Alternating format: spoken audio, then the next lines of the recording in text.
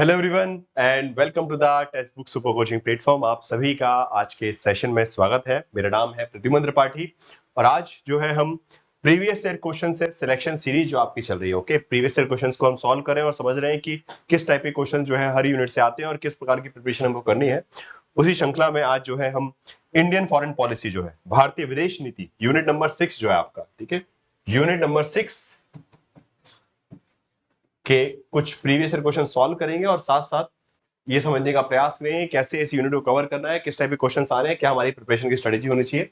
Free class के timing यहाँ लिखे हुए हैं और टेलीग्राम ग्रुप को जरूर ज्वाइन कर लीजिए आप सभी लोगों के। टेक्स्ट बुक सुपर कोचिंग के यूट्यूब चैनल को सब्सक्राइब कर लीजिए जिससे आपकी कोई भी वीडियो मिस ना हो। एट साथ साथ आप टेलीग्राम ग्रुप को भी जरूर ज्वाइन कर लीजिए, ठीक है। टेलीग्राम ग्रुप का नाम जो है Pradyuman sir underscore text book. इस टेलीग्राम ग्रुप को ज्वाइन कर लीजिए जिसपे आपको रेगुलरली जो भी क्लासेस होती हैं उसके पीडीएफ्स, ओके, जो जैसे कि वीकली करंट अफेयर सेशन होता है उसका पीडीएफ हुआ, डाउट डिस्कशन क्विज पोल, ये सारी फैसिलिटी जो है टेलीग्राम ग्रुप पे आपको मिलते रहती है जिससे आपकी कोई भी इंपॉर्टेंट इन्फॉर्मेशन मिस ना हो, क्लास मिस ना हो, ओके।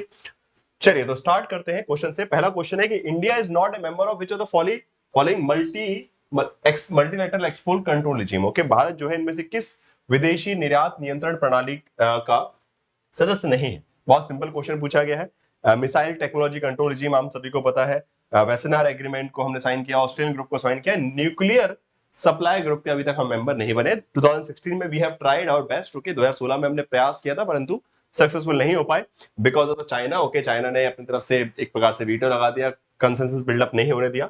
सो करेक्ट आंसर जो है इसका सेकंड रहेगा, ठीक है। सो इस प्रकार से बहुत सिंपल, इट मींस कि दिस इज का question related to the current relevant topics of the basically foreign policy, okay. तो भारतीय विदेश नीति के जो अभी के वक्त में चलने वाले जो मुद्दे हैं, जैसे कि न्यूक्लियर सप्लाई ग्रुप में जुड़ना है, जो कि अक्सर भारत प्रयास कर रहा है कि न्यूक्लियर सप्लाई ग्रुप का सदस्य बन सके, तो उस सब प्रकार के क्वेश्चन जो है आपको देखने को मिलेंगे। वैसे ही क्वेश्चन आया है कि भाई अलग अलग डील्स है और ये किस किस वर्ष में साइन हुई है, आपको मैच करना है, ठीक है। जैसे बेसिक एक्सचेंज बैका जिसको हम बोलते हैं, then India US civil nuclear deal है, हाई टेक्नोलॉजी कॉर्पोरेशन एक ग्रुप है, या फिर next step in strategic partnership. So अलग अलग डील्स हैं, उनके नाम है और उनके वर्ष यहाँ लिखे हैं, 2004, 2002, 2020, 2005, ओके। सो अगर हम इसको ध्यान से जोड़ेंगे तो आपको बड़े आसानी से इसका आंसर मिल जाएगा। अगर हम बेसिक बुनियादी विनिमय तथा समझौता बेसिकली सहयोग समझौता भी पहुंचते तो 2020 को जोड़ेंगे, उसके बाद आपको अपने आप ही आंसर यहाँ पे मिल जाएगा। करेक्ट आंसर क्या होगा? 4 is the correct answer. It means कि this is the correct sequence match, okay. इसका 20 हो गया। India US civil nuclear deal 2005 आप सभी को अच्छे से पता है। Then high technology corporation group, then उसके बाद ये आता है आपका 2002 में। Then next step in strategic partnership 2004। So these are the correct sequence, okay. So इस तरह के क्वेश्चन काफी आ जाते हैं कि कौन कौन सी चीजें कब कब इवेंट हुए आपस में मैच करने के लिए, okay. Along with that they can also ask about the chronology based questions, okay, कि कालक्रम वाले भी, ठीक है। तो आपके जो सिलेबस को अगर आप देखेंगे तो when we talk about the India's relation with the major power, okay, Bharat की जो प्रमुख शक्तियां उनसे कैसे संबंध है, जैसे कि यूएस के साथ में, रशिया के साथ में, चाइना के साथ में, सो क्या क्या डील्स हुई है, ओके। सो वहां पे मैंने लिस्ट भी दी है, if you have seen your notes, आपके नोट्स में पूरी एक लिस्ट में लिखा हुआ है कब कब क्या क्या किया, ठीक है, एक प्रॉपर इन अ क्रोनोलॉजिकल ऑर्डर, ओके। आपके जो पेड क्लासेस के नोट्स है उसमें मैंने एक प्रॉपर सीक्वेंस में लिख के बताया कि कब कौन सी डील हुई है इंडिया यूएस के बीच में, इंडिया रशिया के बीच में, and they will help you to provide answer to this kind of questions, okay. Now एक असर्शन क्वेश्चन है कि India support global nuclear disarmament but wishes to retain the option of credible moment deterrence, okay. Bharat जो है एक प्रकार से परमाणु निशस्त्रीकरण का समर्थन करता है परंतु ये भी चाहता है कि परमाणु हथियार है क्रेडिबल मोमेंट डिटरेंस है, मतलब हमारे पास सीमित हथियार, मतलब वो हथियार हमारे पास, भारत अपने हथियारों को, न्यूक्लियर वेपन को बढ़ाना नहीं चाहता कि उसकी संख्या बढ़ते जाए। भारत चाहता है कि बस इतने हो जिससे कल के दिन कोई हम पे अटैक ना करे, हमको ये गारंटी रहे कोई अटैक नहीं करेगा, हम एक न्यूक्लियर कंट्री है, कोई दूसरा देश हमारे ऊपर आंख उड़ा के ना देखे, बस। We doesn't want to use our nuclear weapon to attack someone or let's say pressurize someone. हम अपने न्यूक्लियर वेपन का हथियार का उपयोग इसलिए नहीं करना चाहते किसी को डराना है। So Indian nuclear policy is rooted to meet both its global as well as regional concern. Okay, तो बिल्कुल सही बात है और इसके हिसाब से करेक्ट आंसर जो है both the statements are correct explanation. Okay, so first statement इसका आंसर जो है A रहेगा आपका। नेक्स्ट क्वेश्चन है which agreement of defense cooperation was signed by India and US in 2020? अभी क्वेश्चन हमने देखा था कि 2020 में भारत और यूएस के बीच में कौन सा डिफेंस एक रक्षा समझौता हुआ है। आंसर आपको पहले वाले से दिख जाएगा, basic exchange and cooperation agreement, अभी हमने क्वेश्चन में भी देखा था। सो इस तरीके से बाकी ये सारे जो मेन जो हम बोलते हैं ना basically main 4 agreement with the US government, okay, which makes a particular country a major partner, major defense partner of a US, okay. तो US के जो मेजर डिफेंस पार्टनर है उन सभी ने यूएस के साथ ये 4 डील साइन कर रखे हैं, इंडिया ने भी कर रखे हैं, ठीक है। कॉमकासा है, लियमा है, जीएसओ एमआईए है, फिर बेका है, चारों एग्रीमेंट इंडिया ने यूएस के साथ साइन किए। अभी this is the latest one, बेका जो है सबसे लेटेस्ट। नाउ अब बात आती है ट्रीटीज, ओके। ये है जो है स्ट्रेटेजिक आर्म रिडक्शन ट्रीटी जो है, ठीक है। Limitation treaty, START 1, START 2, SALT 1, SALT 2, INF treaty, okay. So different treaties between US and Russia बोलिए या फिर US and USSR, okay. So जो सॉल्ट 1, सॉल्ट 2 है, they are related to US and USSR, Soviet Union के साथ में, और बाद में स्टार्ट 1 और आईएनएफ ट्रीटी जो है बाद में हुई है, ठीक है, फाइन। सो आपको मैच करने के लिए इसीलिए एक प्रकार से पूछा गया है कि इसमें मैच करना है ईयर्स के हिसाब से। सो हिंदी में भी लिखा हुआ है सूची में, ट्रीटीज के नाम है, ये सारी फेमस ट्रीटीज। और अगर आप लोग नोट्स में आप ध्यान से देखेंगे, इवन आपका जो मैराथन है, जो इंटरनेशनल रिलेशन का जो मैराथन मैंने लिया है, उसमें भी मैंने ये सारी डील्स का एक प्रॉपर सीक्वेंस में बताया कि कब सॉल्ट 1 हुई, कब सॉल्ट 2 हुई, ठीक है। सो इसका करेक्ट आंसर क्या होगा? सॉल्ट 1 72, सॉल्ट बेसिकली 2 जो है, सॉल्ट 1 जो है basically strategic arm limitation treaty, strategic arm limitation treaty 2 जो हुई है, ये आपका बेसिकली 79 में हुआ। उसका स्टार्ट 1 आता है, स्टार्ट 1 1919, और आईएनएफ ट्रीटी जो है 1987 में, okay. So correct sequence basically इसका आंसर ए रहेगा, ठीक है। नेक्स्ट क्वेश्चन है, अरेंज करना है आपको following agreement by the order of their appearance, okay. ये अलग अलग एग्रीमेंट्स है, ठीक है, इंटरनेशनल इंपॉर्टेंट एग्रीमेंट्स और इंडिया से भी रिलेटेड है, जो इंडिया ने अलग अलग कंट्री से साइन भी की है। सो उनको सीक्वेंस मैनेज करना है, कब कौन सा एग्रीमेंट ट्रीटी हुई है। फॉर एग्जांपल अगर हम मॉस्को टेस्ट बैंड ट्रीटी की बात करें, फेमस अगेन पीटीबीटी बोलते हैं उसको हम। सो मॉस्को टेस्ट बैंड ट्रीटी हो गया, उसके बाद आता है आपका ताशकंद एग्रीमेंट, ठीक है, ताशकंद एग्रीमेंट। सो जैसे कि आप जानते हैं ताशकंद एग्रीमेंट जो है इंडिया बेसिकली जो इंडिया पाकिस्तान वॉर हुआ था 65 का, ठीक है, after that 65 war this Tashkent agreement was basically been done, okay. So Tashkent समझौता कब हुआ था? 1965 में जो वॉर हुआ था, तो उसके बाद ताशकंद समझौता हो गया। उसके बाद इंडिया रशिया फ्रेंडशिप डील जो है 1971 में हुई है, सबको अच्छे से पता है। और लैंड बाउंड्री एग्रीमेंट तो बाद में ही, सबसे बाद में बांग्लादेश का हुआ है। सो इस तरीके से सीक्वेंस में अगर आप अरेंज करेंगे तो आपको आंसर इजीली मिल जाएगा। Correct answer would be A.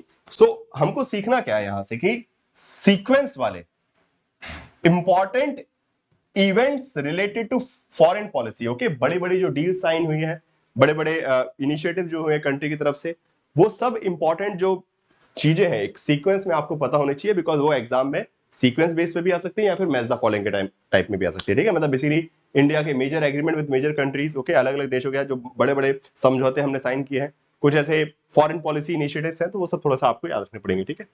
Next है, leader of which organization was invited during prime minister Narendra Modi swearing in ceremony 2014, okay. काफी अच्छा सवाल था ये कि 2014 में नरेंद्र मोदी जी का जब शपथ ग्रहण समारोह था, उस वक्त में किन देशों के नेताओं को बुलाया गया था? That was basically SAARC country के नेताओं को बुलाया गया था, and that was the first launch of we can say the policy of first neighbourhood, okay. First neighbourhood first policy जो है इंडियन गवर्नमेंट की, कि हमारे पड़ोसी सबसे पहले हमारे लिए है। सो नेबरहुड फर्स्ट पॉलिसी का इंट्रोडक्शन भी बोल सकते हैं, it was from this particular event, okay. 2014 से यहां से इस इवेंट से नेबरहुड फर्स्ट पॉलिसी को माना जाता है।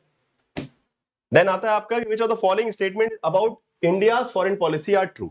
भारत की विदेश नीति के बारे में इनमें से कौन से कथन जो है सही है? फाइन, सही कथन आपको ढूंढना है। So India signed the land boundary agreement with Bangladesh, बिल्कुल सही बात है। India has agreed to build Hambantota port in Sri Lanka 2017, ये गलत है। India has signed a strategic partnership agreement with Afghanistan, बिल्कुल सही बात है। The regime of Abdulla Yameen of Maldives was friendly with India. So ये अलग अलग कथन लिखे हुए हैं, आपको बताना है कि इनमें से कौन से कथन सही है, ठीक है। करेक्ट स्टेटमेंट आपको देखना है, ए बी सी डी में से आपको करेक्ट ढूंढना है। तो करेक्ट क्या होगा इसमें?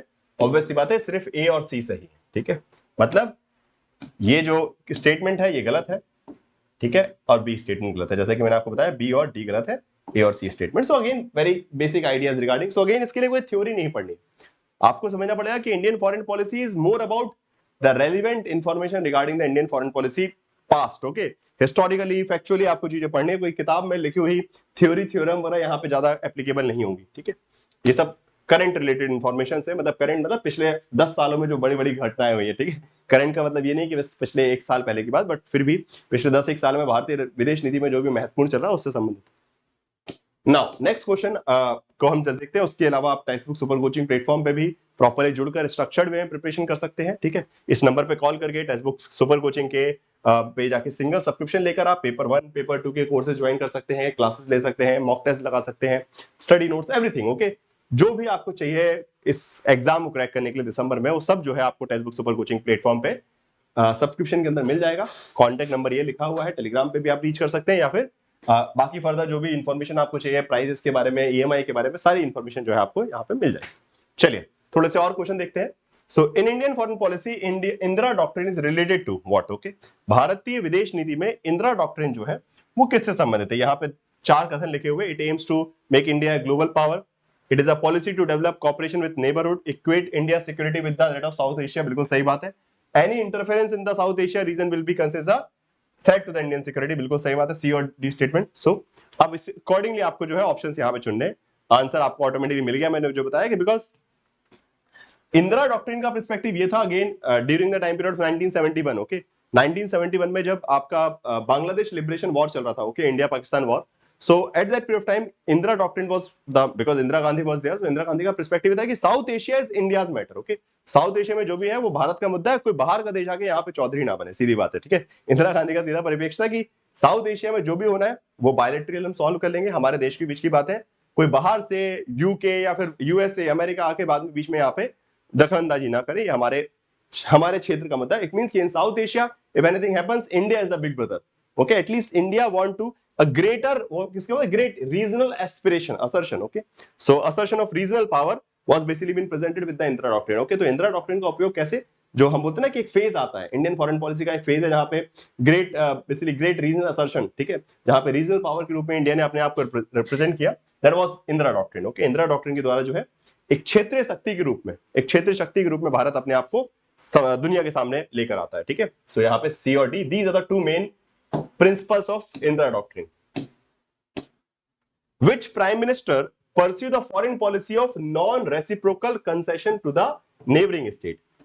ठीक है, बड़ा अच्छा सवाल है कि भाई किस प्रधानमंत्री ने पड़ोसी देशों के को गैर पारस्परिक रियायत देने वाली विदेश नीति का मतलब नॉन रेसिप्रोकल। अब नॉन रेसिप्रोकल मतलब सीधी बात है, हम किसकी बात कर रहे हैं? गुजराल डॉक्ट्रिन।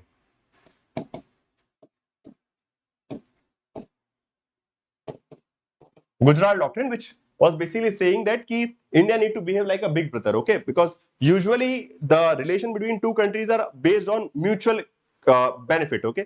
अक्सर जो दो देशों के बीच के संबंध होते हैं वो कैसे होते हैं? म्यूचुअल बेनिफिट पे, क्या है, हमने अगर आपको इतना दिया तो आप भी उतना देंगे, मतलब बराबर का फायदा हो, ठीक है, दोनों का फायदा हो।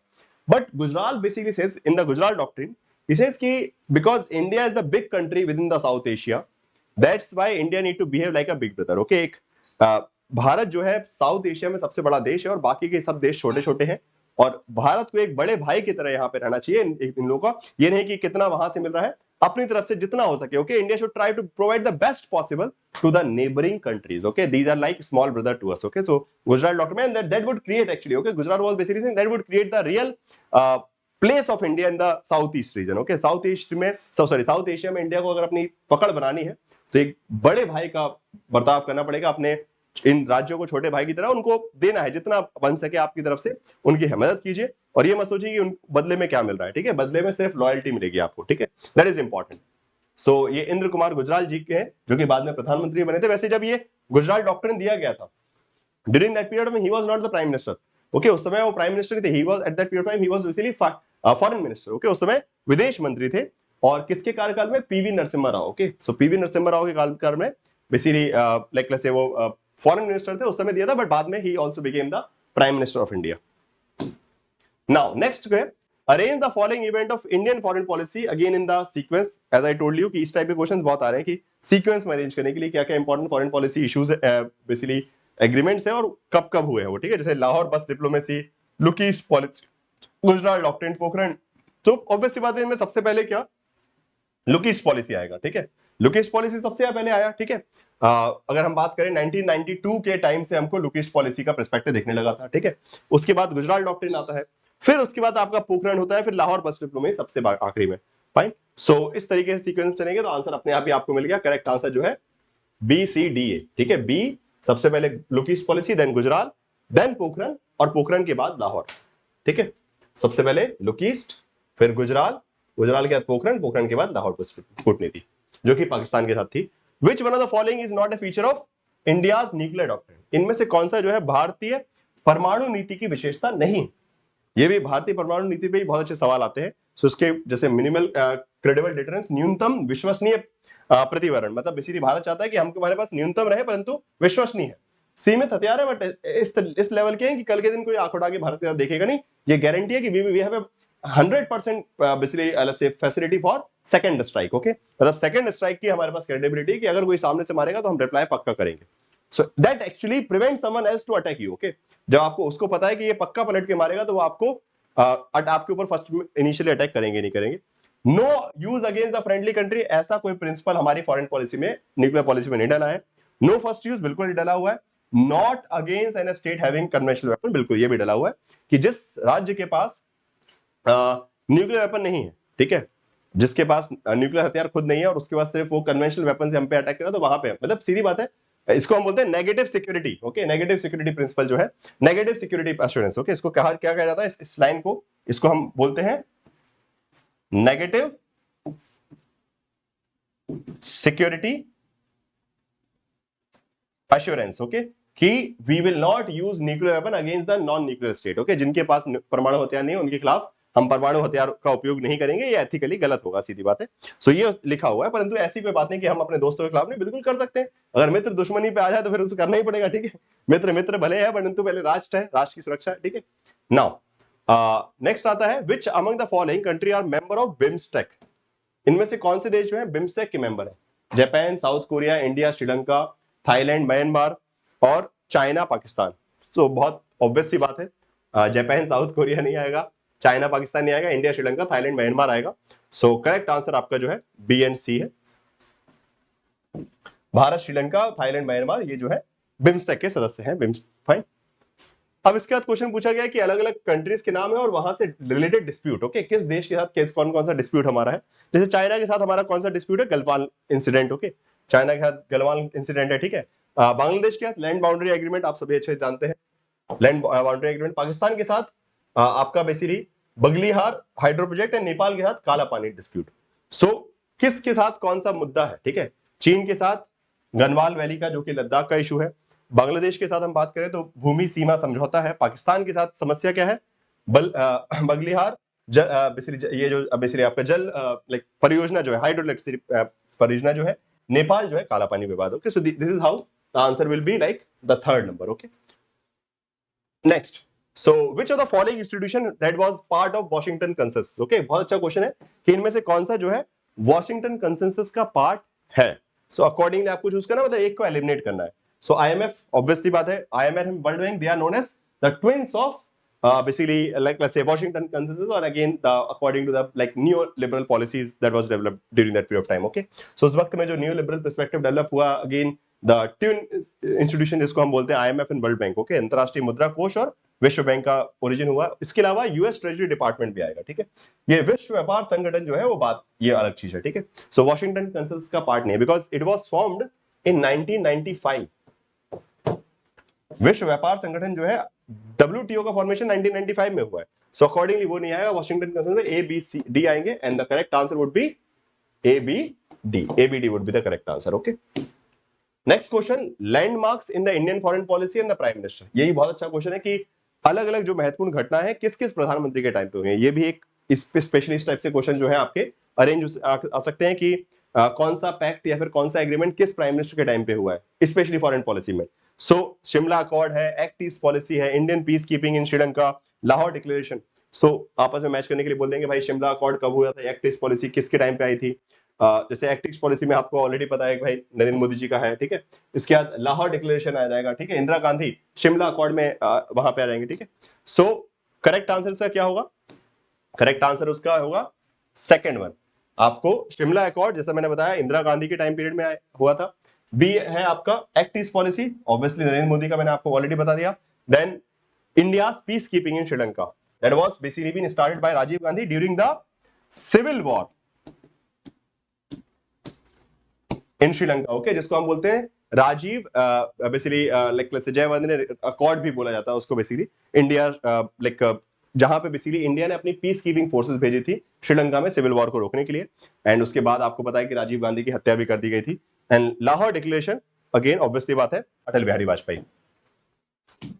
Okay, another question. Arrange the following foundational element of Indian foreign policy in accordance of the appearance. Very wonderful question. So मैंने बताया क्रोनोलॉजी वाले क्वेश्चन बहुत आ रहे हैं, या तो पॉलिसीज पे आ जाएंगे या तो इवेंट्स पे आ जाएंगे, कब कौन सी फॉरेन पॉलिसी आई, कब कौन सा इवेंट हुआ है, that is something which is going to be there. So again बहुत सिंपल क्वेश्चन है कि भाई भारत की फॉरेन फाउंडेशन पॉलिसी में जो है मतलब बेसिकली विदेश नीति में कालक्रम के हिसाब से आपको जमाना है यहाँ पे। तो विदाउट एनी डाउट सबसे पहले पंचशील आएगा, ठीक है। 1954 में हमारे पास पंचशील आता है, पंचशील का आप आंसर लिखेंगे, आपको अपने आप आंसर मिल गया। फिर इंडिया सोवियत ट्रीटी 1971 आ गया आपका, ठीक है। फिर गुजरात डॉक्ट्रिन बाद में आया, लोकी उससे पहले आ गई थी, ठीक है। तो बी डी ए सी, अच्छा सॉरी थोड़े से यहाँ पे एक गलती है, सी डी होना चाहिए था, बी डी सी ए होना चाहिए था एग्जैक्टली, बिकॉज ये ऑप्शन गलत है, बट ये क्वेश्चन जो है एनटी ने बनाया तो हम उसको कुछ नहीं कर सकते, बट यस एप्रोप्रिएट क्या होगा, बी डी सी ए, ठीक है। चलिए ओके, सो इसी के साथ आज का ये लेक्चर आपका यहीं समाप्त होता है। एंड बाकी अब जो है नेक्स्ट वीक से हम जो है न्यू टॉपिक से स्टार्ट करेंगे। अभी और भी कुछ यूनिट्स आपकी बची हुई हैं previous year question selection series की, और उसके बाद फिर कुछ नया सीरीज भी स्टार्ट करते हैं। चलिए दोस्तों, बाकी आप सभी के लिए एक होमवर्क क्वेश्चन जरूर है, बिकॉज मंडे को जो है मैं आपको यूनिट नंबर 7 के क्वेश्चन प्रैक्टिस करवाने वाला हूँ, प्रीवियस ईयर क्वेश्चन। सो उसी पे एक क्वेश्चन मैं आपको एडवांस में दे रहा हूँ कि these are the different words that are part of our Indian preamble. Okay, भारतीय प्रस्तावना के, भारतीय संविधान की जो प्रस्तावना है उससे संबंधित कुछ शब्द है, और उनके बारे में सॉरी यहाँ पे गलती से ईयर लिखा हुआ है, उसमें दिए गए आइडियाज, कीवर्ड्स और आइडियाज। ओके, कीवर्ड्स हैं और उसमें संबंधित विचार हैं, आपको आपस में मैच करना है कि इक्वालिटी किस टाइप की, जस्टिस किस टाइप का, लिबर्टी कैसी, डेमोक्रेसी कैसी। तो ये शब्द समानता, न्याय, स्वतंत्रता, लोकतांत्रिक, किसका क्या परिप्रेक्ष्य है, इसका आंसर जो है कमेंट बॉक्स में जरूर दीजिएगा। वीडियो खत्म होने के बाद कमेंट बॉक्स में सभी बच्चे होमवर्क क्वेश्चन का जरूर आंसर देंगे, ठीक है। Homework question is compulsory for everyone. चलिए, सो मिलते हैं नेक्स्ट क्लास में, तब तक के लिए bye bye guys, take care, thank you so much, will see you now on Monday. Okay, Monday को मिलूंगा, आज 6:30 PM की कोई क्लास नहीं होगी, 6:30 बजे वाली क्लास आज फ्राइडे को नहीं है, बाकी फिर मंडे को आपकी क्लास होगी नेक्स्ट 5 PM पे। Okay, thank you so much.